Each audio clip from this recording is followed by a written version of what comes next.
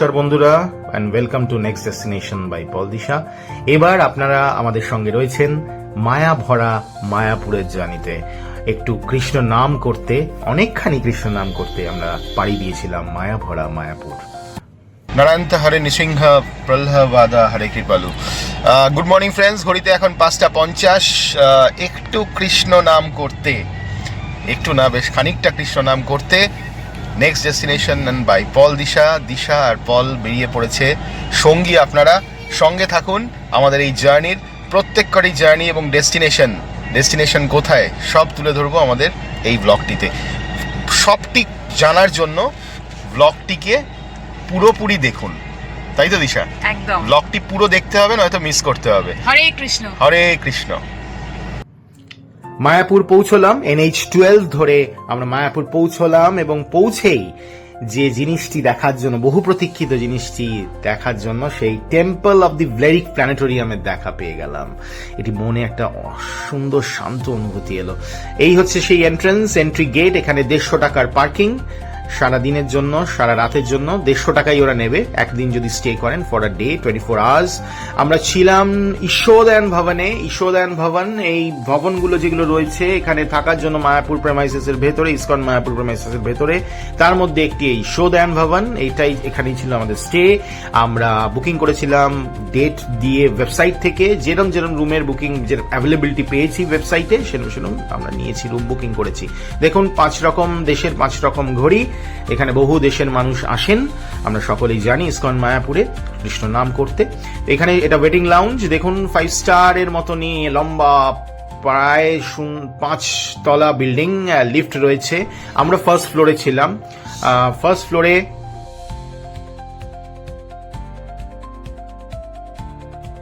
Lift এলো, lift এসে এখানে কিন্তু সেলফ সার্ভিস, কেউ এসে আপনার লাগেজ নিয়ে যাবে এরকমটি নয়। 10:30 চেক ইন টাইম।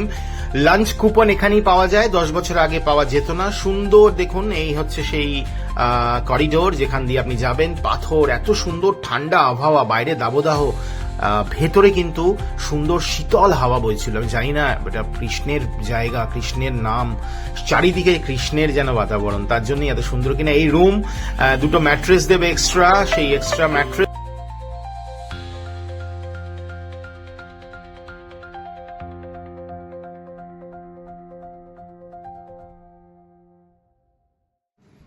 রুমের সঙ্গে রয়েছিল একটি সুন্দর জানলা, সেই জানালা দিয়ে আপনি একটি ছোট্ট গ্রাম পেছনে দেখতে পাবেন এবং খুব সুন্দর ছিল সেই গ্রামের দৃশ্য, সবুজে সবুজে ভরা। বাইরে কিন্তু দাবদাহ, আবার বলছি নন এসি রুম ছিল, কিন্তু কোনোভাবেই মনে হচ্ছিল না যে আমরা নন এসি রুমে আছি। অ্যাজ পার অ্যাভেলেবিলিটি আমরা এই রুমটা পেয়েছিলাম।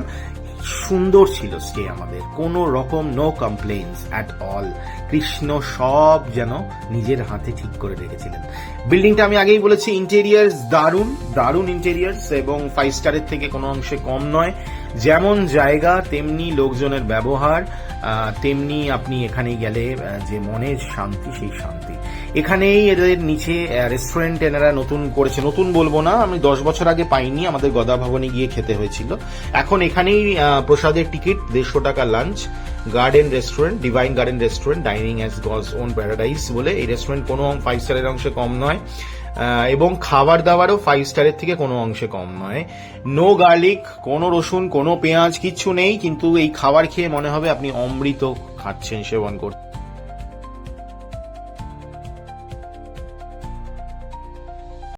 ঠিক ঈশ্বরদায় ভবন থেকে বেরিয়েই আমরা টোটো পেয়ে গেছি, আমরা চলেছি গোশালার দিকে। টোটো ভাড়া 15 টাকা পার হেড। হ্যাঁ, আর সন্ধ্যা আরতি সন্ধ্যে 6টায়, তো আমরা 4:30 নাগাদ বেরোলাম।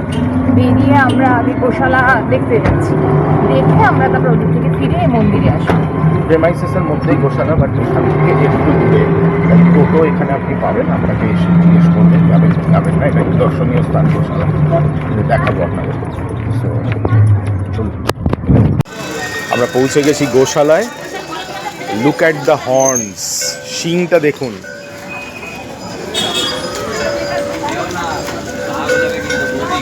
গোমাতার শিংটা দেখুন।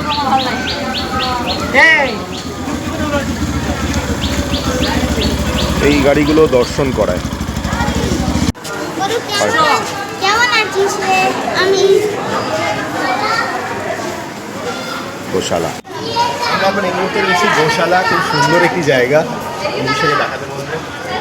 এদিকে আসো, কাছাকাছি এসো।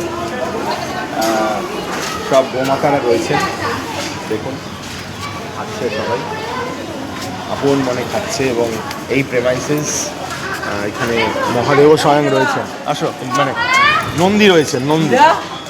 ওইদিকে যাবে।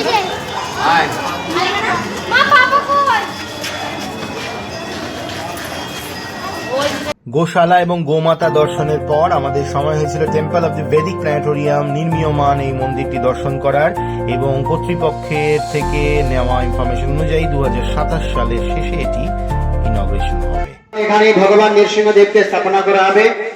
ভেতরে দেখুন একটা সিংহাসন। পুরনো মন্দির থেকে ভগবান নরসিংহদেবকে নতুন মন্দিরে শিফট হয়ে যাবে। চেষ্টা চলছে 2027 সালের শেষের দিকে ওপেনিং হবে। ফার্স্ট ফ্লোরে এক্সিবিশন তৈরি হবে, আর সেকেন্ড ফ্লোরে রাউন্ডে দেখুন যতগুলি পিলার রয়েছে, প্রত্যেকটি পিলারের উপরে মুখ্য মুখ্য দেবদেবী দাঁড়িয়ে থাকবেন, যেমন ব্রহ্মাজি, শিবজি, মনু মহারাজ, নন্দ সুনন্দ, লক্ষ্মী দেবী, গরুর দেব, ইন্দ্রদেব, সমস্ত দেবদেবী উপর থেকে দাঁড়িয়ে প্রার্থনা করছেন, স্তব স্তুতি করছেন ভগবান নৃসিংহদেবকে সন্তুষ্ট করার জন্য। শ্রীমদ ভাগবতম অনুসারে এই সমস্ত লীলাগুলি এখানে বর্ণনা করা হবে। চেষ্টা চলছে 27 সালের শেষের দিকে ওপেনিং হবে। জয় সর্ববিঘ্ন বিনাশকারী ভগবান নরসিংহদেব কি। ভক্ত বৎসল Brazil, red marble Italy, granite Spain, South America, black marble Karnataka, India, বিভিন্ন দেশ থেকে নিয়ে আসা হচ্ছে। কখনো গরম হয় না, সবসময় নর্মাল টেম্পারেচার। আপনারা এখন এই দিকে চলে আসুন, সবাই সামনে এগিয়ে দয়া করে এই দিকে চলে আসুন। এই নির্মীয়মান মন্দিরটি দেখার জন্য এখন আপনার থেকে নেওয়া হবে পার হেড 50 টাকা করে। এটি এনারা টিকিট বলছেন না, এটি এনারা বলছেন একটি ডোনেশন। এই মন্দিরে আপনার নামে 4টে ইট এর পয়সা, এই 50টি টাকা। এবং এর জন্য এর মূল্যে আপনি দেখতে পাবেন ভেতরে গিয়ে এই নির্মীয়মান যে মন্দির, যেটা নির্মাণ যখন হয়ে যাবে, টোটালি যখন ইনগ্রেট হয়ে যাবে, এটি হবে পৃথিবীর সবথেকে বৃহত্তম মন্দির এবং ভারতবর্ষ এবং অবশ্যই আমাদের বাংলার গর্ব। ভেতরে একজন গাইড থাকবেন, একজন প্রভু থাকবেন, তিনি আপনাকে ধরে ধরে মন্দিরের কি কি হবে, কোনটা কোন দিক, কোনটা কোথায় কে বসবে, কোন দেবতা কোথায় বসানো হবে কাকে, সবটি আপনাদের ডিসক্রাইব করে দেবে সুন্দরভাবে।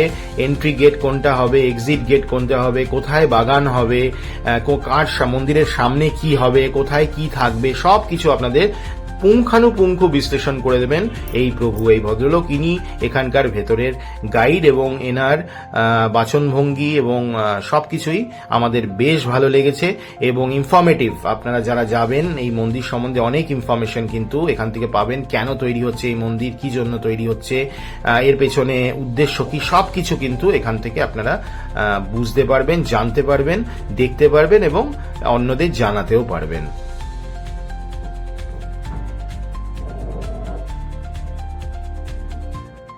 চারিদিকে সুন্দর পরিবেশ দেখুন। এটা এন্ট্রি হবে, এটা ওয়ান অফ দি এন্ট্রি এখন যেটা দেখানো হচ্ছে। আমরা যাচ্ছিলাম, 50 টাকা টিকিট বলবো না, ডোনেশন যেটা নিচ্ছেন ওনারা পার হেড। বাচ্চাদের কোনো এখানে কোনো পয়সা নেই, বড়দের যারা ঢুকবেন তাদের জন্যই এই পেমেন্টটা করতে হবে।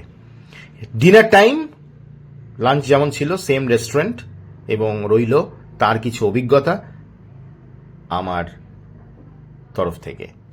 সেম সকালবেলা যেরকম, দুপুরবেলায় যেরকম লাঞ্চে এসেছিলাম, ডিনারেও সেই একই রকম ব্যাপার। একটা কুপন আছে, সকালবেলারটা দুপুরবেলারটা 150 টাকা আর রাতের বেলারটা 100 টাকা। 6 বছরের বাচ্চা অবধি কনসেশন আছে, তারপরে কুপন লাগে। তাই তো দেখলাম লেখা আছে ইয়েতে। একটা জিনিস যেটা দেখলাম, সেটা এক্সপিরিয়েন্স শেয়ার করে দেওয়া ভালো আপনাদের সঙ্গে।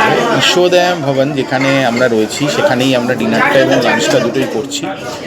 আগের বার মানে 10 বছর আগের অভিজ্ঞতা বলছি, গদা ভবন যে ছিল ওইখানে আমরা স্টে করিনি, আমরা এখানে স্টে করেছিলাম, কিন্তু খাওয়া দাওয়ার বন্দোবস্ত বা রেস্টুরেন্ট এবং তখন ছিল না এই ভবনে, এখন রয়েছে। তো ব্যাপারটা হচ্ছে এদের একটা টাইমিং আছে, বিকেলবেলার যে টাইমিংটা বা রাতের বেলার যে টাইমিংটা দেখলাম, সেখানে একটা মানে স্টাফদের হতেই পারে ওয়ান অফ দ্য মনে হয় যে আমার বলে দেওয়া দরকার এটা, যেটা হচ্ছে যে এক তো কুপনের মধ্যে লেখা 8টা থেকে স্টার্ট। তো অ্যাকর্ডিংলি আমরা মন্দির চত্বরটা ঘুরে তাড়াতাড়ি করে মানে তড়িঘড়ি করে চলে আসতে হলো। 8টা থেকে ডিনার আছে, 8টা থেকে 9টা টাইম। তো এখানে এসে শুনলাম যে 8টা থেকে 9টা না, সেটা 8:30 থেকে 9টা। যদি 8:30 থেকে 9টাই হয়, তাহলে যারা কুপনটা কাটছেন, টাকাটা নিচ্ছেন, তাদের ওই জায়গাটা কেটে দেওয়া দরকার। এটা শীতকালের টাইম ছিল। এটা কারণ নাম্বার 1। নাম্বার 2, রেস্টুরেন্টের ভেতরটা এসি, বাট বাইরে যে দাঁড়িয়ে থাকার যে লাইনটা, সচরাচর ভিড় বাড়ছে, আপনারা দেখেছেন, দেওয়া হয়েছে, ব্লগেও মেনশন করা আছে, ভিড় বাড়ছে এবং আমরা দাঁড়িয়েই আছি। 8:30, 8:35, ভেতরে খাবার সাজানো হচ্ছে, ভেতরে এসি, চিল্ড এসি। রাতের বেলার খাবারটা জানি না কেমন হবে, ঠান্ডা হলেও হতে পারে, কারণ অনেকক্ষণ ধরে সকালবেলার সার্ভিসটা অনেক ভালো ছিল। রাতের বেলার কিন্তু স্টাফও চেঞ্জ দেখছি, সার্ভিসও কিন্তু ভিড় রয়েছে, লোকজন খাচ্ছে। এরিয়া সারাউন্ডিংস দেখলেই আপনি বুঝতে পারেন লোকজন খাচ্ছে। তো এই একটা আমি ডিনার টাইমে একটা দেখলাম, একটা মিসম্যানেজমেন্টের একটা ব্যাপার রয়েছে। দেখি খাবারটা কি আসে। রাতের বেলার ডিনারে মিষ্টি, সেম মিষ্টি রিপিট যেটা দুপুরবেলা হয়েছিল, ভাজা,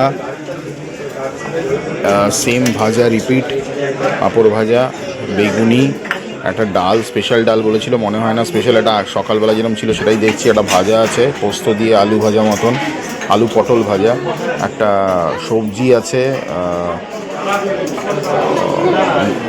ভেন্ডির, আর তরকার ডাল আছে, রুটি আছে, ভাত আছে। ডিনারেই। Good morning, welcome to next destination by Pal Disha. ভোরের বেলার মায়াপুর, 5:15 বাজে। শ্রী চৈতন্যদেবের জন্মস্থান মায়াপুরে আমরা, এখন বাজে 5:15।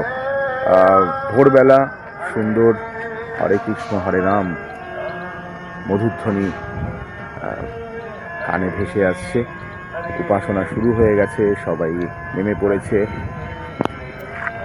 আমরাও বেরিয়েছি। সুপ্রভাত। এবং ভোরের বেলার এই মায়াপুর একটা আশ্চর্য ডিফারেন্ট মায়াপুর দেখাবো আপনার, ক্যাম্পাসটা চলুন দেখা যাক। ডে 2 আমরা ছাড়তে চলেছিলাম মায়াপুরের প্রেমাইসেস, ইসকনের প্রেমাইসেস। তার আগে আপনাদের সঙ্গে আরও কিছু তথ্য শেয়ার করে নিচ্ছি। সুযোগ হলে বলবো আপনারা অবশ্যই এখানে এই স্থানে যাবেন শান্তির জন্য, শান্তির খোঁজে। যারা বাগান ভালোবাসেন তাদের জন্য ফুলও থাকবে, গাছও থাকবে, প্রকৃতিও থাকবে, সব কিছু একসঙ্গে যেন আপনাদের হাত বাড়িয়ে আমন্ত্রণ জানাবে। এবং বিশ্বাস করুন, এই ট্রিপটি একটি তৃপ্তির ট্রিপ ছিল আমাদের জন্য। সব কিছু যেন আমাদের সঙ্গে কৃষ্ণের নাম করতে করতে আমরা যেন সব কিছু যেন বিলীন হয়ে যাচ্ছিল, এবং এত সুন্দর আত্মার পরিতৃপ্তি, আত্মার আসছিল আমাদের। চারিদিকে কৃষ্ণ নাম, হরে কৃষ্ণ। কিডস প্লে এরিয়া,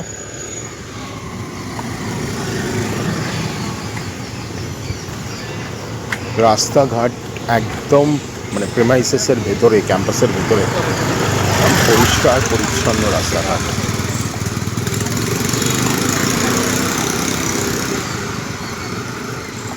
পুরো ক্যাম্পাস আপনি যদি মনে করেন যে যতদিন এখানে স্টে আপনি চটি পড়বেন না, নির্দ্বিধায় আপনি খালি পায়ে ঘুরে বেড়াতে পারেন, এতটাই পরিষ্কার পরিচ্ছন্ন রাখা হয়েছে এই ক্যাম্পাসকে।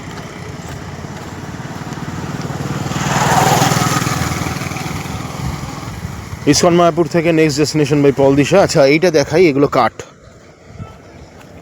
এইগুলো দিয়েই মানে ভোগের যে চুল্লি, সেই এই কাঠগুলোই ইউজ হয় অনেক জায়গায়। এখানে একটা রাখা আছে সামনেও, এখানে ভোগটা রান্না হয়, গতকাল দেখছিলাম।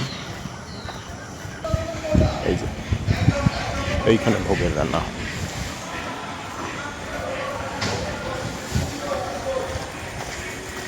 এটিও একটা বিল্ডিং স্টে করার জন্য। বিল্ডিংয়ের নাম সামনে রয়েছে, দেখে বলছি।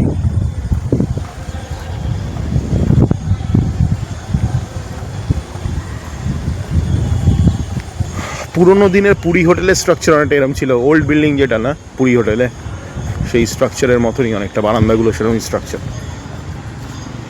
যারা পুরী হোটেলে থেকেছেন পুরীতে, ওল্ড বিল্ডিংটা মনে করুন। ব্রহ্মচারী প্রসাদম হল। ব্রহ্মচারী প্রসাদম হল মানে এখানে প্রসাদ খাওয়ানো হয়। প্রসাদম যেটা আমরা ঈশ্বরদয়া ভবনে খাচ্ছি, ওই একই প্রসাদ বা একটু আলাদা হতেও হতে পারে। এই প্রসাদম হলগুলোতে প্রসাদ বিতরণ হয়, লাঞ্চ এবং ডিনার। সামনে আসছে গদা ভবন।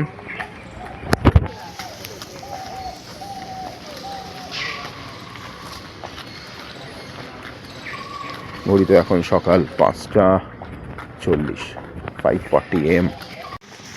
আবার দেখুন পথ নির্দেশিকার মতন মন্দির, টেম্পল এদিকে, কুচ ভবন লেফটে, চক্র ভবন, গৌরাঙ্গ ভবন, এইটা হচ্ছে গদা ভবন।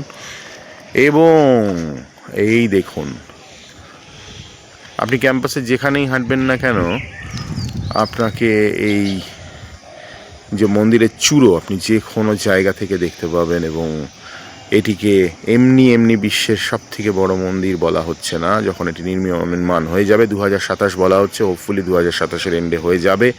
দেখা যাক, এটা হলে আমরা সবাই জানতে পারবো through social media and all. So এই সেই মন্দির। চলো বাবা। মায়াপুর ট্যুরিজম, ভালো ট্যুরিজম প্রমোট হচ্ছে এখানে। কি দেখতে পাবেন, গঙ্গা বোট রাইড আছে, নটা আইল্যান্ড আছে, মায়াপুর ক্যাম্পাস আছে। যদিও আমরা এই ট্যুরটা নিচ্ছি না কারণ আমাদের টাইম কনস্ট্রেন্ট রয়েছে। সো আমরা ঠিক করেছি যতটা সময় ক্যাম্পাসে মন্দিরে কাটানোর।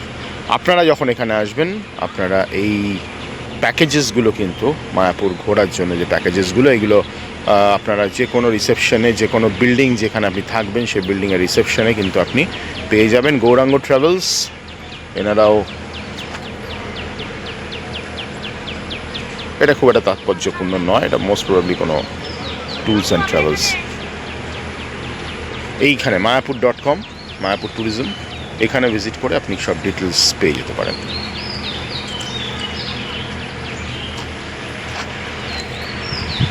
নেক্সট ডেস্টিনেশন বাই পল দিশা রয়েছে মায়াপুরে। দেখুন ওই যে ট্যুর বাস, আই গেস এইগুলোই ট্যুর বাস, এক একটা করে গ্রুপ নিয়ে বেরোয় এবং মায়াপুরটা ঘুরিয়ে দেখান এদের পর্যটকদের।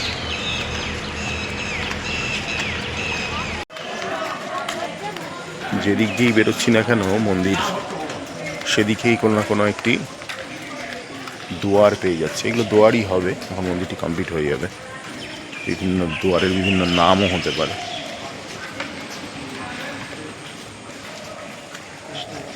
দু 2027 বলছে।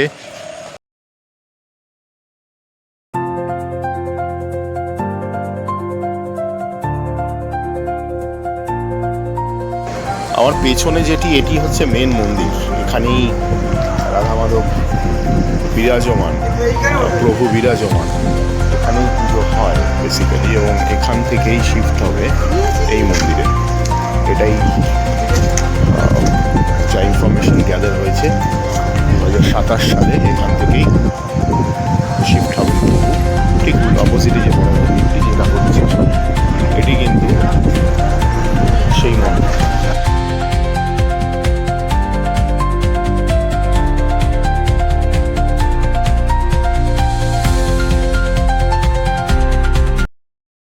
ভবন আপনি ওয়েবসাইটে পাবেন, গদা ভবন, কুচ ভবন, ঈশ্বরদয়া ভবন। কুচ ভবনটা হচ্ছে সব থেকে সামনে মন্দিরের। আমরা আছি ঈশ্বরদয়ানে। ঈশ্বরদয়ানটা এখান থেকে অলমোস্ট 2 to 3 মিনিটস হাঁটা পথ আমি যা দেখলাম। গদা ভবন অলমোস্ট তাই। মন্দিরের একদম কাছে যেটা, হ্যাঁ, সেটা হচ্ছে কুচ ভবন। কিন্তু এখানে কিন্তু একটা দেখতে হবে, কুচ ভবনে থাকলে সবসময় কিন্তু, যেহেতু প্রভু এবং মাতাদের আনাগোনা, উপাসনার এটা জায়গা, একটি জায়গা, পুজো দেওয়ার একটি জায়গা। সো ওখানে ভিড়টা কিন্তু সবসময় থাকে। থাকুন। নেক্সট ডেস্টিনেশন বাই পল দিশার সঙ্গে তুলে ধরছি আরও কিছু তথ্য আপনাদের জন্য। মন্দিরে ঢোকার কিছু বিধি নিষেধ একবার দেখে নেবেন। এটা যজ্ঞশালা, যজ্ঞশালা বলছে, ভেতরে যজ্ঞ চলছে, যাওয়ার নিয়ম নেই বলল। আমরা বাইরে থেকে নিচ্ছি। সকাল 6টা, 6:30 রয়েছি আমরা মায়াপুর। আরেকটি খুব গুরুত্বপূর্ণ তথ্য, সুপারমার্ট, গৌরাঙ্গ সুপারমার্ট প্রেমাইসেসের ভেতরেই। কোনো কিছু মিস করে গেছেন, কোনো কিছু খাবার নিতে হবে, শুকনো খাবার নিতে হবে, আপনি এই গৌরাঙ্গ সুপারমার্ট মন্দির কর্তৃপক্ষ দ্বারাই পরিচালিত। যা খবর পেলাম বা ইনফরমেশন নিলাম আমরা, মন্দির কর্তৃপক্ষ দ্বারাই পরিচালিত। দাম বলবো না যে খুব কম, মানে যেরকম দাম হয় একটা সুপারমার্টে সেরকমই দাম, স্ট্যান্ড অ্যালোন স্টোর, বাট খুব ভালো লাগলো যে প্রেমাইসিসের ভেতরেই কোনো কিছু আপনি মিস করে গেছেন বাড়ি থেকে আনতে, টুকটাক জিনিস সেগুলো সবই আপনি এখানে পাবেন। নিত্য প্রয়োজনীয় সামগ্রী আপনি এখানে পাবেন। সবাই নিচ্ছিল, আমরাও টুকটাক কিছু মিস করেছিলাম বা শেষ হয়ে গেছিল, টুকটাক কিছু এখান থেকে আমরা নিলাম এবং একটু সাবসিডাইজ রেট তো মনে হলো বাইরে থেকে। অবশ্যই সব থেকে ভালো হচ্ছে আপনি এখানে যা যা দরকার সব কিছু পাবেন। কোনো কিছু ধরুন মিস করে এসছেন, এভরিথিং ইউ উইল গেট, সব কিছু পাবেন। স্টোরসটি থেকে বেরোলাম, এটা এখান থেকেই ম্যানেজ হয়, ইসকনের যে টেম্পল সেই টেম্পলের থেকে এই স্টোর্স ম্যানেজ হয়। সব রকম জিনিস, যাবতীয় জিনিস এখানে পাওয়া যায়। কিছু আনতে ভুলে গেলেন, টুথপেস্ট, টুথব্রাশ, সাবান যদি ভুলে যান, আফটার শেভ সব কিছু এখানে রয়েছে। গৌরাঙ্গ সুপারমার্ট।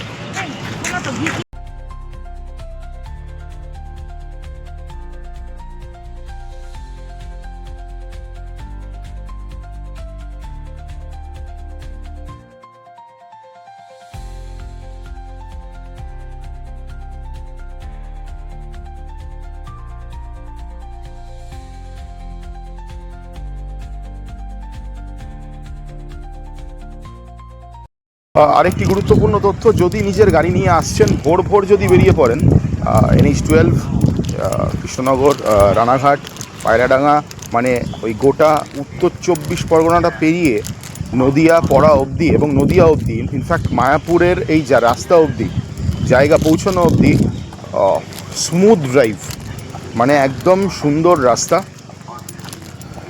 সাবধানে অবশ্যই গাড়ি চালাতে হবে।